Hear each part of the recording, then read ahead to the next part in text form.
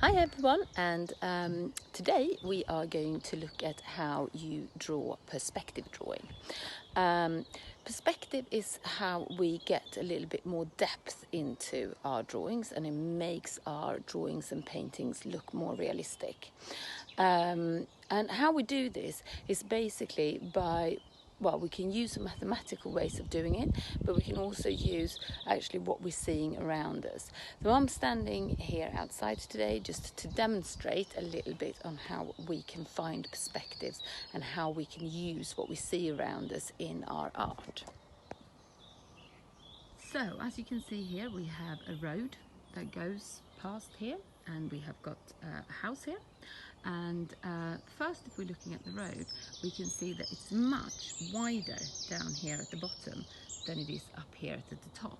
The road sort of gets narrower and smaller the further away it gets from us. Also, if you're looking at the house, you can see that I can sort of almost take the house and hold it in between my two fingers. Obviously, I couldn't do that in real life, but because the house is further away from me, it's smaller than where I am. My hand is bigger because it's closer than the house. This can be used to actually create some really, really fun images, and we're going to have a look at those in a minute. Here you can see an example of a woman that have used this way of photographing to make quite a funny picture. So she's basically, it looks like she's hugging the Leaning Tower of Pisa. Obviously the tower is a lot bigger than her, but because she's positioned closer to the camera and the tower further away, you can create these quite funny pictures. I would love to see your you're going out and having a go at photographing this, and you can either send me your images to the Twitter page, or you can send it to me on Show My Homework. But you can go out, you can experiment and take a few pictures using just smartphone or whatever, and you can create some really, really cool images. But we are also going to try to look at how you draw a two-point perspective, which is basically the technique that we have used on the words that's up in my room. There's some in the DT room as well.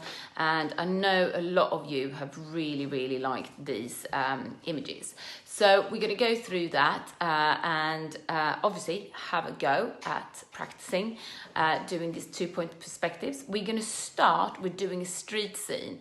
Some of you might have seen the street scenes up in my room. That is my the previous year 8s were doing those. And I would love for you to have a go at home. You only need a pencil and a piece of paper and a ruler, and then you are ready to go. So bear with me a moment, and I'm going to go through this with you. Okay. The first thing you do is drawing a horizontal line straight across your paper. Do it very straight, use a ruler. And then you can put two little crosses at the edge of it, and I have written VP and VP. That stands for Vanishing Point, and that is where the houses on this street scene are just going to vanish into the distance. So it's basically going to be a small little point there. So I will film and explain to you what I've done when we're going forward. What I've now done is that I have done a line going straight up here in the middle. That's going to be the sort of corner facing me, towards me. And the lines here are going to each side away to the vanishing points. It doesn't look very much like a street scene yet, but you hang on a bit and you're going to see how amazing this can look when it's starting being a little bit more finished. So now what I've done is that I've added another line here. This is going to be my sidewalk. This is basically going to be where people are walking, and this is going to be the houses going up. Now, this line here, the horizon line, I can actually rub out now. I don't need it. And once that's rubbed out, you're going to get a little bit more of a feeling of the perspective of this drawing. Now, what's really important to remember is that everything on this side, everything that is a sort of a vertical line is just a perfect vertical line. But everything that is sort of going that way, going to have to start. So for example, if you're doing a window, and you started with your window up here. I'm going to do it a bit more in detail in a minute. Everything there needs to disappear to the lines need to sort of go towards the vanishing point down there. So you basically, they're disappearing into the horizon.